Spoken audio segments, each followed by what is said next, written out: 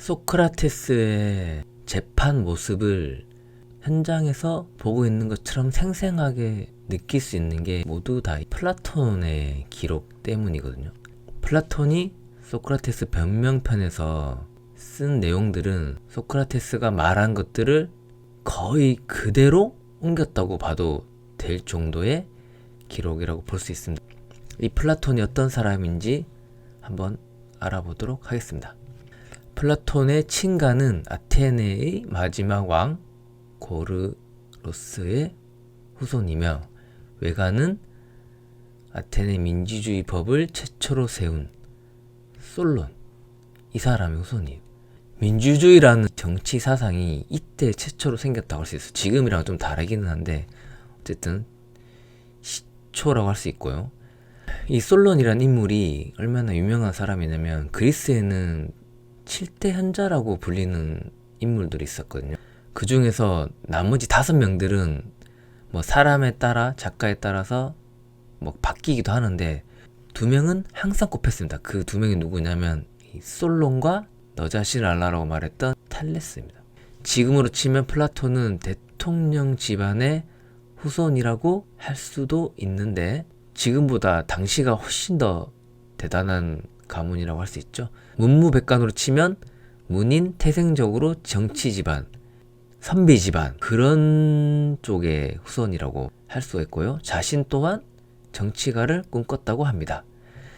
당시는 정치가가 가장 성공한 사람, 성공한 직업이라고 볼 수 있어요. 뭐 우리나라로 치면 장원급제 해가지고 벼슬 자리를 얻잖아요. 그런 거라고 생각하시면 되겠습니다.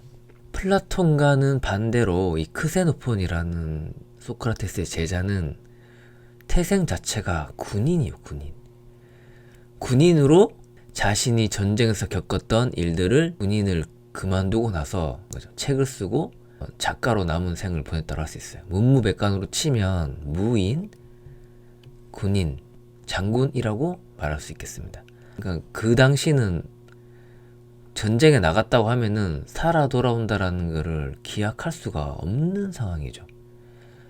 그런 군인으로 인생의 절반을 살다가 물러난 후에는 죽을 때까지 소크라테스 회상, 변론, 향연, 경연론 등 같은 여러 권의 책을 썼습니다. 그 중에서 이 소크라테스 회상이 가장 중요한 크세노폰의 저서라고 할 수 있는데 플라톤이 쓴 소크라테스의 변명과 사실상 거의 같은 주제예요. 우리 스승님은 억울하게 죽었습니다. 제가 알고 있는 스승님은 그런 분이 아니었습니다. 라는 이런 내용이 주로 담겨 있다고 볼 수가 있고요. 크세노폰이 기록한 소크라테스 책도 역사적으로 가치가 매우 높다고 평가할 수 있습니다.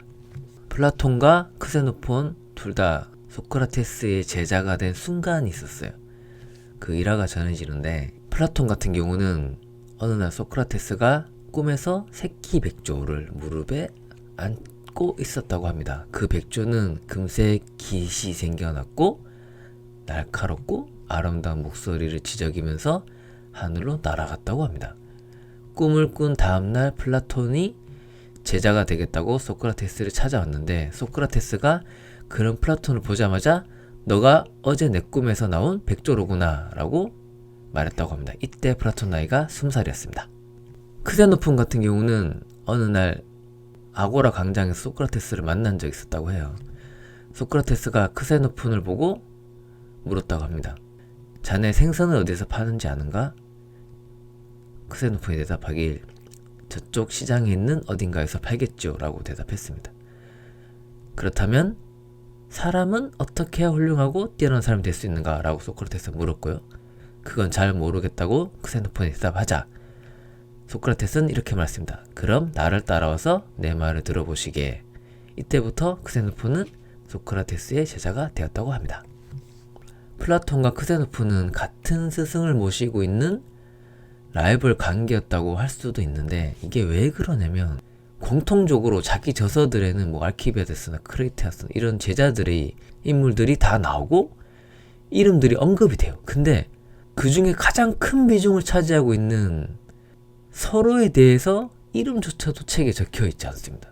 이거는 이제 많은 학자들과 철학자들이 예상을 해보건데 아마도 정치인이 장군을 좀 깔보고 장군이 또 정치인을 또 인정하지 않고 뭐 이런 관계들이 있잖아요. 삼국지에도 보면은 왜 관우나 장비가 제갈량 같은 사람들을 인정하지 않고 좀 대들고 무시하고 그런 모습들을 흔히 볼 수 있는데 장군들은 목숨을 걸고 전투에 임하잖아요. 내일이 없는 삶을 거의 산다고 볼 수 있는데 그런 사람들이 보기에는 학자들이나 이 정치인들이 좀 안압곱게 보이는 그런 부분들이 있었을 거라고 생각을 해요.